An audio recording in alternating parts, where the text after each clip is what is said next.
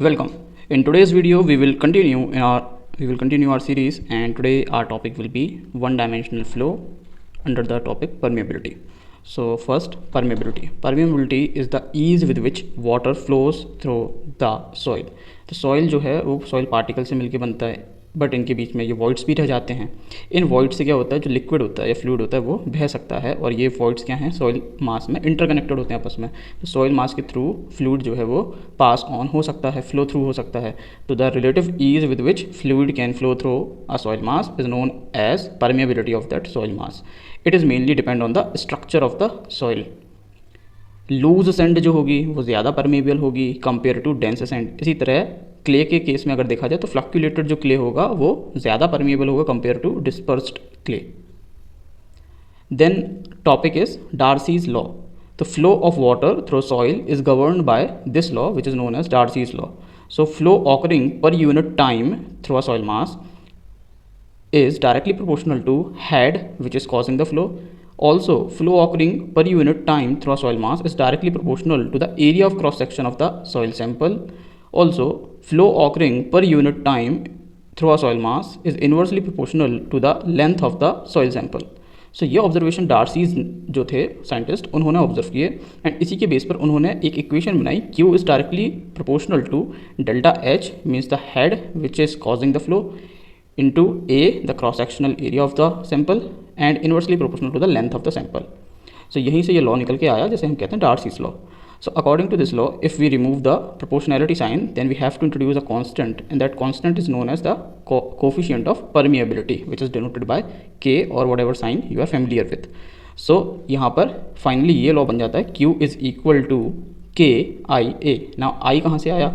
So I is the head loss पर head loss over a length L. तो delta H जो है H1 से H2 हो गया हेड.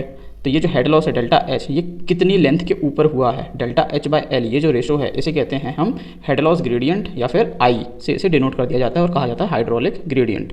सो फाइनली हो जाता है Q is equal to KIA. So flow occurring पर unit time Q is equal to coefficient of permeability into hydraulic gradient into area of cross section of the sample. Now जो K होता है coefficient of permeability, इसकी जो unit होती है वो similar होती है जो कि वेलोसिटी की होती है. तो इसको जनरली नापा जाता है सेंटीमीटर पर सेकंड या फिर मीटर पर डे में. सो ये इसकी ज़्यादातर यूज़ होने वाली यूनिट्स हैं. बाकी इसकी यूनिट सिमिलर टू होती है जैसे कि वेलोसिटी की होती है. नाउ दो स्पीड्स होती हैं जब फ्लूइड सॉइल मास से पास ऑन हो रहा होता है, फ्लो थ्रू हो रहा होता है, तो दो स्पीड्स हमें देखने को मिलती हैं. एक स्पीड को कहा जाता है डिस्चार्ज वेलोसिटी और दूसरी स्पीड को कहा जाता है सीपेज वेलोसिटी. सो इन दोनों में क्या अंतर होता है? देखिए, जब कोई सॉइल मास है हमारे पास और इसमें इस तरह से सॉइल पार्टिकल्स होंगे ना, इनके बीच में आपको ये वॉइड्स दिख रहे हैं. तो असल में क्या होता है, एक्चुअली जो फ्लूइड आता है वो वॉइड्स से होता हुआ बहता है, यानी जो एरिया ऑफ द वॉइड्स होगा एक्चुअली में उससे होता हुआ फ्लो गुजरेगा, ना कि सॉइल पार्टिकल्स के आर पार. बट कैलकुलेशन को ईजी करने के लिए हम एरिया ऑफ वॉइड जो है, एरिया ऑफ वॉइड पता लगाना तो बड़ा मुश्किल है, क्योंकि ये एरिया, ये एरिया, ये एरिया, फिर ये एरिया, ये एरिया, इस तरह से एरिया ऑफ वॉइड निकालना बड़ा मुश्किल है. तो हम कैलकुलेशन को ईजी करने के लिए हम पूरा क्रॉस सेक्शन ही अज्यूम कर लेते हैं कि जो फ्लो हो रहा है वो पूरे क्रॉस सेक्शन से होता हुआ हो रहा है, जिसमें एरिया ऑफ वॉइड्स भी आ गया, एरिया ऑफ सॉइल पार्टिकल भी आ गया. सो इस पूरे एरिया को जब कंसीडर करके वेलोसिटी निकाली जाती है फ्लूइड की, तो उसे कहा जाता है डिस्चार्ज वेलोसिटी. पर जब एग्जैक्टली एरिया ऑफ वॉइड्स के रिस्पेक्ट में निकाली जाती है वेलोसिटी ऑफ फ्लूइड, तो उसे कहा जाता है सीपेज वेलोसिटी. तो जैसा कि हमें पता है Q is equal to KIA. So A को अगर Q के नीचे भेज दूंगा तो मेरे पास बचेगा डिस्चार्ज पर unit time divide by area. So discharge क्या होता है? डिस्चार्ज होता है मीटर क्यूब पर यूनिट टाइम यानी second, and divide by area किया है तो मीटर स्क्वायर. सो मेरे पास बचा क्या? मीटर पर सेकंड यानी कि वेलोसिटी. सो यानी कि वेलोसिटी का फॉर्मूला बन गया ये. So Q by A is equal to velocity, और वो वेलोसिटी कौन सी है? वो है डिस्चार्ज वेलोसिटी, एंड जो कि इक्वल टू हो जाएगी K इंटू आई यानी coefficient of permeability into hydraulic gradient. So इस वेलोसिटी को सुपरफिशियल वेलोसिटी भी कह दिया जाता है, क्योंकि ये रियलिटी में एग्जैक्टली ये वो स्पीड नहीं है जिससे फ्लूइड पास थ्रू हो रहा है सॉइल मास के. ये वो स्पीड है जो कि हमने अजम्पशन के साथ पता की है. नाउ सेकंड, जब एग्जैक्टली एरिया ऑफ वॉइड्स को कंसीडर किया जाता है तो हम मानते हैं कि अगर सॉइल में से जो फ्लूइड पास ऑन हो रहा है और ये जो फ्लो ऑफ फ्लूइड है ये लेमिनार हो रहा है, स्टडी स्टेट है एंड लेमिनार फ्लो है, उस कंडीशन में हम मान लेते हैं कि यहाँ पर कंटिन्यूटी की जो इक्वेशन है वो फॉलो हो रही है, यानी Q is equal to area into velocity will be equal to area into velocity at another section, ये सेक्शन 1 पर और ये सेक्शन 2 पर। सो कंटिन्यूटी में हम ये वाली इक्वेशन फॉलो करते हैं। तो हम अज्यूम कर लेते हैं कि जब सॉइल मास से भी फ्लूइड फ्लो हो रहा है तो कंटिन्यूटी की इक्वेशन उसमें फॉलो हो रही है। उस कंडीशन में हम मान लेते हैं Q equal to area gross into velocity. अगर ग्रॉस एरिया कंसीडर करते हैं, ग्रॉस एरिया कंसीडर करते हैं तो कौन सी वेलोसिटी निकलती है? Discharge velocity. So gross area into velocity of discharge equal to, हम फिर मानेंगे एरिया ऑफ वॉइड्स इंटू, अब वॉइड्स का अगर एरिया कंसीडर कर रहे हैं तो कौन सी वेलोसिटी निकलेगी? Seepage velocity, velocity seepage. So यहाँ से हम फिर पता लगाते हैं डिस्चार्ज वेलोसिटी। डिस्चार्ज वेलोसिटी यहाँ से कितना आ जाएगा? डिस्चार्ज वेलोसिटी आ जाएगा area of voids upon gross area into seepage velocity. अब हमें यहाँ पर दिख रहा है area of voids upon area of soil sample whole यानी ग्रॉस। सो हमें पता है कि जो रेशो एरियाज़ का होता है किन्हीं भी दो चीज़ों का, वही अप्रॉक्सीमेटली हम बोल सकते हैं कि सिमिलर होता है to the ratio of their volumes V1 by V2। तो यही अजम्पशन यहाँ हम ले लेते हैं और जो हमारा कंडीशन बना था area of voids upon area gross, इसको हम ले लेते हैं approximately equal to volume of voids upon volume of total soil mass यानी वॉल्यूम टोटल। अब ये जो रेशो हमें दिख रहा है volume of voids upon total volume, ये इसको हम क्या कहते हैं? इसको हम कहते हैं पोरोसिटी। सो हम वही यूज़ कर लेते हैं यहाँ पर। So VD will be equal to porosity into seepage velocity. So ये एक रिलेशन हमें और मिल जाता है जहाँ से हम सीपेज वेलोसिटी है वो पता कर सकते हैं by dividing discharge velocity bye porosity. So discharge velocity को जब पोरोसिटी से डिवाइड करेंगे तो हमें सीपेज वेलोसिटी पता चल जाएगी। Now limitations of Darcy's law. So Darcy's law के लिमिटेशन क्या हैं? हमने डार्सी लॉ में अज्यूम किया था कि कंटिन्यूटी की कंडीशन फॉलो होगी when the fluid is flowing, but हो सकता है कि रियलिटी में ना हो ऐसा, तो ये एक लिमिटेशन है। सेकंड, हमने अजम्पशन किया कि फ्लो जो है वो steady state and laminar flow होगा, वन डायमेंशनल होगा, बट हो सकता है सॉइल में वर्टिकली भी पानी का फ्लो हो, हॉरिजॉन्टली भी हो, 2D फ्लो हो जाए। ज़रूरी नहीं हमेशा वन डायमेंशनल फ्लो ही होगा और लेमिनार स्टेट में ही होगा। थर्ड, हमने अजम्पशन किया था soil is 100% saturated, but reality में हो सकता है कि सॉइल 100% सैचुरेटेड ना हो, पार्शली सैचुरेटेड हो। फोर्थ जो अजम्पशन हमने लिया था no volume change due to flow of water. हमने ये अजम्पशन लिया कि जब फ्लो ऑफ वाटर हो रहा है तो इस सॉइल मास के वॉल्यूम में कोई भी चेंज नहीं होगा, बट रियलिटी में ऐसा नहीं होता है। हो सकता है कि उसमें डिग्री ऑफ सैचुरेशन जैसे ही पूरा होता है, तो जैसा कि हमने पढ़ा है डिग्री ऑफ सैचुरेशन जैसे ही 100% क्रॉस करता है तो सैंपल के वॉल्यूम में चेंजेस आने लगते हैं। So these are few limitations of the Darcy's law. Now the next topic is classification based on K. जिस तरह हमने पहले पढ़ा कि कुछ पैरामीटर्स के बेसिस पे हम सॉइल्स को क्लासीफाई कर देते हैं, इसी तरह कोफिशिएंट ऑफ वेलोसिटी के वैल्यू के बेस पर हम सॉइल्स की कैटेगरी क्लासीफाई कर सकते हैं। अगर कोफिशिएंट ऑफ परमेबिलिटी जो है ये 1 सेंटीमीटर पर सेकंड से ज़्यादा है तो ऐसी सॉइल को कहा जाता है वेरी परवियस। अगर कोफिशिएंट ऑफ परमेबिलिटी जो है ये 10 टू द पावर -3 से 1 के बीच में है सेंटीमीटर पर सेकंड में, तो ऐसी सॉइल को बोला जाता है परवियस। अगर coefficient of permeability 10 to the power -7 से 10 टू द पावर -3 के बीच में है तो ऐसी सॉइल को कहा जाता है पुअरली परवियस। और अगर coefficient of permeability 10 to the power -7 से भी कम है तो ऐसी सॉइल को कहा जाता है इम्परवियस। और जैसा कि हम जनरली जानते हैं कि जो वेरी परवियस सॉइल्स होती हैं वो कौन सी कैटेगरी की होती हैं? ग्रेवल कैटेगरी की। परवियस जो सॉइल्स हैं वो कौन सी कैटेगरी की होती हैं? सैंड की। पुअरली परवियस कौन सी कैटेगरी की सॉइल होती हैं? सिल्ट। और इम्परवियस सॉइल्स कौन सी कैटेगरी होती हैं? क्ले। तो इस तरह से हम क्लासिफिकेशन कर सकते हैं on the basis of the value of coefficient of permeability. Now permeability of stratified soils. Reality में जब हम देखेंगे सॉइल्स जो हैं वो हमारे एनवायरनमेंट में लेयर बाय लेयर हमें मिलती हैं और इसमें दो तरह की फ्लो कंडीशन बनती है, या तो फ्लो हॉरिजॉन्टली होता है या फिर फ्लो जो है वो वर्टिकल डायरेक्शन में होता है, ऊपर से नीचे की तरफ या नीचे से ऊपर की तरफ। सो दो तरह की फ्लो कंडीशन बनती हैं, हॉरिजॉन्टल एंड वर्टिकल। सो यहाँ पर डायग्राम बना है, यहाँ पर हॉरिजॉन्टल फ्लो हो रहा है। तो जब हॉरिजॉन्टल फ्लो होता है तो हर एक लेयर की अपनी डिस्टिंक्टिव प्रॉपर्टीज़ हैं। इसमें इस लेयर में हेड जो है, हेड लॉस जो हो रहा है वो H1 है, इसमें जो हो रहा है वो H2 है, इसमें जो हो रहा है H3 है। इसकी जो कोफिशिएंट ऑफ परमेबिलिटी है वो K1 है, इसका K2 है, इसका K3 है। इस लेयर में से जो फ्लो हो रहा है वो Q1 है, इसमें से जो फ्लो हो रहा है लिक्विड वो Q2 है और इसमें जो क्वांटिटी फ्लो हो रही है पर यूनिट टाइम वो Q3 है। तो जब इस तरह की कंडीशन होगी तो हमें देखने को मिलेगा कि जो टोटल फ्लो है इस लेयर में से Q1 फ्लो हुआ, इसमें से Q2, Q3, Q4, तो जो टोटल फ्लो होगा Q that will be equal to the summation of the flows through the individual layers.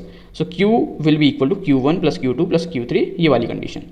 Secondly हमें देखने को मिलेगा, सो अगर ये वाली कंडीशन फॉलो हो रही है so Q is equal to Q1 plus Q2 plus Q3 इस तरह से। सो यहाँ Q की जगह क्या आ जाएगा, अगर लेंथ ऑफ द सैंपल 1 है and area of cross section 1 है तो Q क्या होता है KIA। सो यहाँ पर आ जाएगा K जो कि एवरेज होगा हॉरिजॉन्टल कंडीशन के लिए इनटू I। सो अगर लेंथ 1 है सो I की वैल्यू क्या हो जाती है delta H by L। L अगर 1 है तो यहाँ से खाली H आ जाएगा।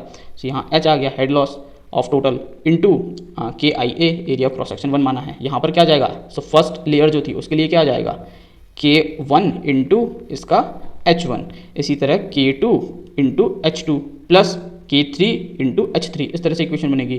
तो ये जो एवरेज K की वैल्यू है ये पता करने के लिए मैं क्या करूँगा, इस टर्म के नीचे डिवाइड मार दूंगा H से। यानी हर लेयर के लिए हर लेयर के लिए अगर इसको इंडिविजुअल ले लूँगा मैं तो क्या बनेगा K1 into H1 upon H, इसी तरह K2 into H2 upon H। जो इस कंडीशन में जब हॉरिजॉन्टल फ्लो हो रहा होता है तो एवरेज वैल्यू जो K की है उसे फाइंड करने के लिए हम करते हैं summation for the particular layer of its K and H divide by summation of the overall head loss. So basically K1 H1 divide by H plus second layer के लिए हो जाएगा K2 H2 divide by H, third layer के लिए हो जाएगा K3 H3 divide by H। सो इस तरह से हम पता कर लेंगे quantity of flow and the coefficient of average coefficient of permeability for the horizontal flow condition. Similarly vertical case में क्या होता है कि हर लेयर से होने वाला जो फ्लो होता है ये इक्वल हो जाता है, यानी कि जितना पानी इस लेयर में से निकला उतना ही तो सेकंड लेयर में गया और उतना ही पानी थर्ड लेयर में गया। तो जब वर्टिकल फ्लो हो रहा होता है तो the amount of water flowing through the layers will be equal. So इस कंडीशन में हम लोग जो एवरेज कोफिशिएंट ऑफ परमेबिलिटी है वर्टिकल के केस में वो कैसे पता करते हैं, overall head loss divide by particular layer का हेड लॉस डिवाइड बाय उसका coefficient of permeability plus H2 upon K2 plus H3 upon K3। इस फॉर्मूले का यूज़ करके हम एवरेज जो कोफिशिएंट ऑफ परमेबिलिटी है फॉर द वर्टिकल केस वो पता कर लेते हैं। ध्यान रखने की बात यह है कि हमेशा ये देखा गया है कि KH की जो वैल्यू है ये KV से ज़्यादा होती है। So this condition is to be remembered. Now एक और टर्म है कोफिशिएंट ऑफ परकोलेशन। एक चीज़ हमने पढ़ी है कोफिशिएंट ऑफ परमेबिलिटी और एक और टर्म होती है coefficient of percolation. So coefficient of percolation Kp is equal to coefficient of permeability divide by porosity. Now next is determination of K। So K की वैल्यू पता करने के लिए तीन मेन टाइप्स की मेथड्स हैं। फर्स्ट आर लेबोरेटरी मेथड्स जो कि लेबोरेटरी में किए जाते हैं, सेकंड फील्ड टेस्ट जो फील्ड में किए जाते हैं, and third category is indirect test या indirect methods. So first category we should look into. So first category में है लेबोरेटरी टेस्ट। ये अनडिस्टर्ब्ड और रिमोल्डेड सैंपल दोनों ही तरह के सैंपल्स पर किए जा सकते हैं। इस कैटेगरी में फर्स्ट जो टेस्ट होता है वो होता है कांस्टेंट हेड परमेबिलिटी टेस्ट। इस टेस्ट में क्या होता है कि देयर इज अ टैंक जहाँ पर हम एक कांस्टेंट हेड मेंटेन करके रखते हैं with the help of a supply of water. इसके बाद इस टैंक में से हम एक सॉइल सैंपल जो होता है उसके ऊपर पानी की सप्लाई करवाते हैं थ्रू अ पोरस स्टोन। नीचे भी एक पोरस स्टोन होता है और नीचे भी एक टैंक होता है। हम सप्लाई को इस तरह से करवाते हैं कि ऊपर वाले टैंक में भी कांस्टेंट हेड मेंटेन हो जाए और नीचे वाले टैंक में भी कांस्टेंट हेड मेंटेन हो जाए, क्योंकि जो पानी है वो इस सॉइल सैंपल में से फ्लो के नीचे वाले टैंक में आएगा। तो जब दोनों टैंक में कांस्टेंट हेड मेंटेन हो चुका होता है उस कंडीशन में हम एक पर्टिकुलर टाइम में देखते हैं कि कितना पानी फ्लो हुआ है। सपोज़ करिए हेड यहाँ पर था, कांस्टेंट हेड हो चुका है। सपोज़ करिए अभी टाइम में स्टार्ट करता हूँ, अभी से लेके 40 सेकंड्स के बाद मैं देखता हूँ कि यहाँ पर पानी जो है वो इतना ऊपर जा रहा था। तो मैंने यहाँ से क्या किया, एक पाइप की मदद से जो एक्स्ट्रा पानी इस लेवल के ऊपर जो भी पानी जा रहा है उसको मैं कलेक्ट करने लगता हूँ एक मीजरिंग जार में। तो कांस्टेंट हेड के ऊपर जो भी पानी बढ़ रहा था, इंक्रीज हो रहा था, उसको मैंने फॉर द टाइम पीरियड एक मीजरिंग जार में ले लिया। तो इस टाइम पीरियड के अंदर कितना जो पानी इकट्ठा हुआ है उसका यूज़ करके हम कोफिशिएंट ऑफ परमेबिलिटी निकाल लेते हैं by using the formula K is equal to Q into L dash. L dash क्या होता है, एल डैश इस सॉइल सैंपल में हम दो जगह पर मैनोमीटर्स लगा देते हैं। सो जो इन दोनों मैनोमीटर्स वाले पॉइंट के बीच का जो डिस्टेंस है वो होता है एल डैश और इन दोनों मैनोमीटर्स के बीच जो हेड डिफरेंस आता है उसको कहा जाता है H dash. So by using this formula K is equal to Q into L dash divide by A into H dash we find the coefficient of permeability by using constant head permeability test. Now the second one is variable head permeability test. इसमें basically हम क्या करते हैं, similar type का setup है। यहाँ पर suppose करिए पहले हेड H1 पे था, टाइम T1 पे, देन थोड़ी देर के लिए हम इस पानी को ड्रॉप होने देते हैं और वो कैसे होगा, इस सॉइल मास में से पानी जो है फ्लो होकर नीचे वाले जार में जाएगा। तो थोड़े टाइम के बाद हमने देखा जो हेड है पानी का वो H2 पर आ गया है। H2 पर आ गया है, कितने टाइम में आया वो नोट डाउन कर लिया। देन हमको इस सॉइल सैंपल की लेंथ भी पता है, इस सॉइल सैंपल का क्रॉस सेक्शन भी पता है, और ये जो ट्यूब थी इसका भी क्रॉस सेक्शन हमें पता है, small a। So by using the properties we get to this formula that K is equal to small a into L divided by capital A into delta T dot या multiply log E H1 by H2।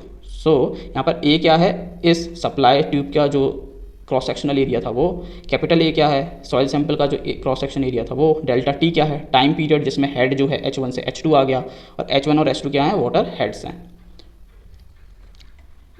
Variable head permeability test में एक property ये और देखने को मिलती है कि सपोज करिए पहले हमने स्टेज 1 में H1 से हेड को ड्रॉप करवाया H तक, देन स्टेज 2 में H से फर्दर हमने ड्रॉप करवाया हेड H2 तक।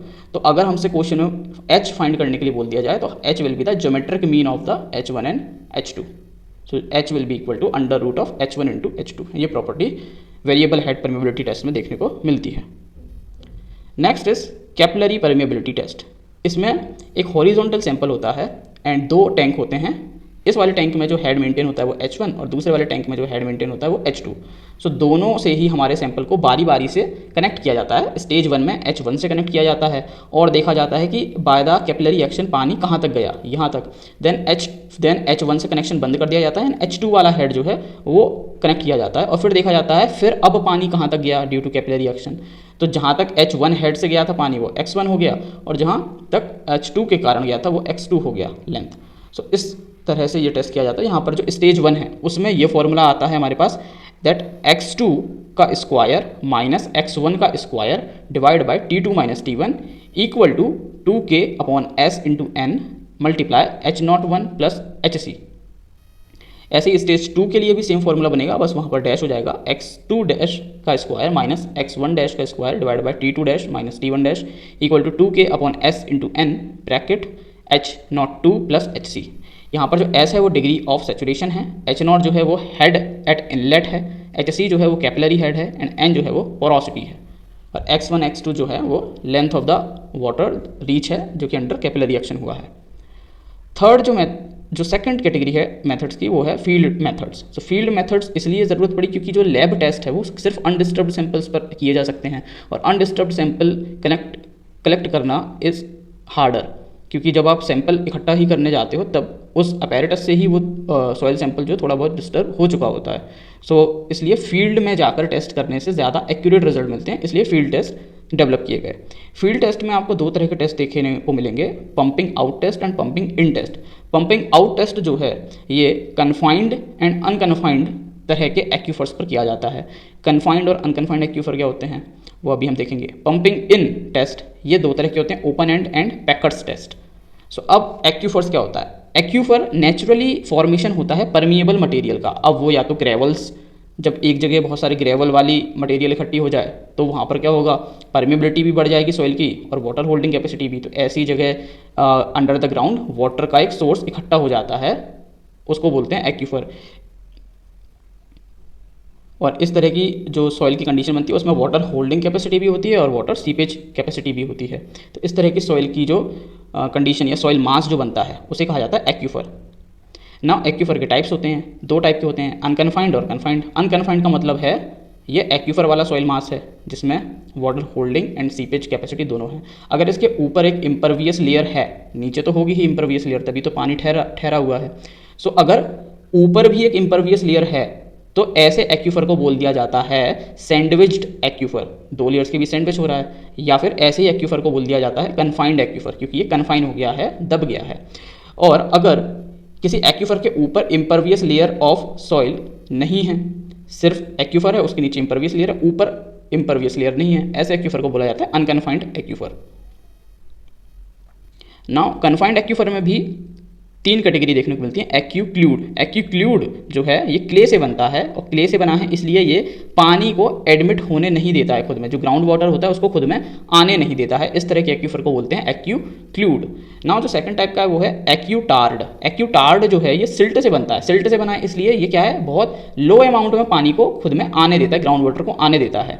तो ये पोरस होता है और इसकी जो परमिएबिलिटी है वो बहुत लो होती है। सो ऐसे एक्यूफर को बोला जाता है एक्यूटार्ड। नाउ जो थर्ड कैटेगरी है वो है एक्यूफ्यूज की। एक्यूफ्यूज जो है ये एकदम चट्टानों से बना हुआ होता है, ना तो इसमें पानी आता है ना इसमें से पानी जाता है, ये एकदम रॉक मटेरियल से बना हुआ है, इसलिए इसको कहते हैं एक्यूफ्यूज। नाउ जो नेक्स्ट कंसेप्ट हमें पढ़ना है वो है यील्ड। यील्ड का मतलब क्या होता है? कुछ प्रोड्यूस करना, कुछ प्रोडक्ट देना। सो फ्लो या आउटपुट ऑफ वाटर जो कि एक्यूफर देता है उसे यील्ड कहते हैं। अब एक टर्म है स्पेसिफिक यील्ड। स्पेसिफिक यील्ड का मतलब है ratio of volume of water flow under gravity, यानी under the effect of gravity जो वाटर का फ्लो हुआ है किसी एक्यूफर में से। एंड मेंशन अगर किया जाए तो ये किस तरह के एक्यूफर के लिए होती है यूज़? अनकन्फाइंड एक्यूफर के लिए यूज़ होती है टर्म स्पेसिफिक यील्ड। तो एक unconfined aquifer under the effect of gravity जितना वॉल्यूम ऑफ पानी फ्लो करवा देता है खुद में से, उसका जब रेशो लिया जाता है with the volume of the soil mass under saturated condition, उसको बोला जाता है स्पेसिफिक यील्ड। यानी volume of water yielded by unconfined aquifer divide by volume of the total soil mass under saturated condition into 100, इस ratio को बोला जाता है स्पेसिफिक यील्ड। इसी तरह एक और टर्म होती है स्पेसिफिक रिटेंशन। स्पेसिफिक रिटेंशन का मतलब होता है ratio of volume of water in voids which is held against the gravity to the volume of water to the volume of soil mass under saturated condition. यानी volume of water retained in voids against the gravity, यानी gravity जो flow करवा रही थी पानी को, उसके बाद भी थोड़ा बहुत पानी बचा हुआ होता है वॉइड्स में, तो वही जो वॉल्यूम है, volume of water retained in voids divide by total volume of the soil mass under saturated condition into 100 is known as specific retention. Now जैसे जैसे पार्टिकल का साइज बढ़ता है सॉइल के, वैसे वैसे उसका स्पेसिफिक रिटेंशन घटता है, यानी स्पेसिफिक यील्ड उसका बढ़ता है। So, इसी वजह से जो कोर्स ग्रेन सॉइल है इनका जो स्पेसिफिक यील्ड है वो ज़्यादा होता है। नाउ प्रॉपर्टी याद रखनी है, specific yield plus specific retention हमको देता है पोरोसिटी। सो ये रिलेशन हमें याद रखना है। सो this is all for today's lecture. We will continue this same topic in next video. Till then, revise करिए and God bless.